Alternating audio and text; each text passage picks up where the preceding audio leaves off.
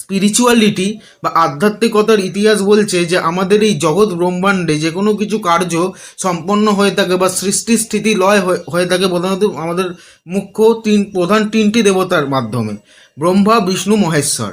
Science কি বলছে? সায়েন্সও কি একই কথা বলছে? প্রকৃতপক্ষেই সায়েন্স কি বলছে আজকে আমরা এই ভিডিওর মাধ্যমে জানবার চেষ্টা করব। নমস্কার, আমি আপনাদের সাথে আছি Rajdeep Dutta. I am RD from department of history. আমাদের সনাতন ধর্মের আধ্যাত্মিকতায় কি প্রাচীন বিজ্ঞান, প্রাচীন সায়েন্স, সেটাই জানবো আমরা এই ভিডিওর মাধ্যমে।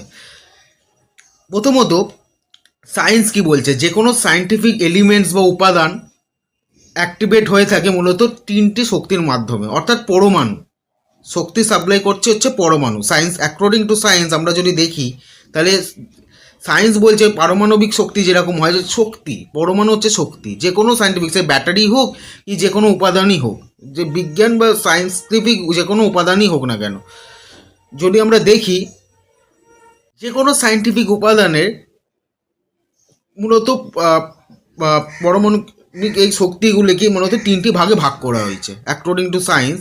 বিজ্ঞান অনুসারে প্রোটন প্লাস, আমরা যে প্লাস চিহ্ন দেখি সেটা হচ্ছে প্রোটন।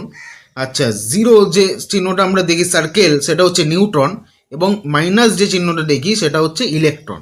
এই প্রোটনের কাজটা কি না, যে কোনো উপাদানই এই মূলত তিনটি মাধ্যমেই শক্তি পরিচালিত হয় বা এনার্জি। প্রোটন হচ্ছে পারমাণবিক নিউক্লিয়াসে অবস্থিত সেই ধনাত্মক আধানযুক্ত কণা, অর্থাৎ সেই পাওয়ারটা সাপ্লাই হচ্ছে যেখান থেকে বা সোর্স অফ এনার্জি যে কোনো উপাদানে, সেটা হচ্ছে প্রোটন। ঠিক আছে, ধনাত্মক, যেখান থেকে আমরা সাপ্লাই করছি এনার্জি। ঠিক আছে, দেন আমরা পাচ্ছি হচ্ছে জিরো বা সার্কেল, নিউট্রন। নিউট্রনটার কাজ কি না, এটি নিউক্লিয়াসেই থাকে, পরমাণু নিউক্লিয়াসেই থাকে এটি।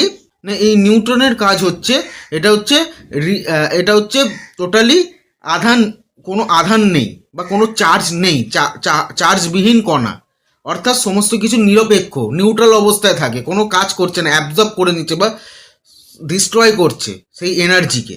ঠিক আছে, আবার যদি আমরা ইলেকট্রন দেখি, ইলেকট্রন হচ্ছে পরমাণু নিউক্লিয়াসের বাইরে থাকে।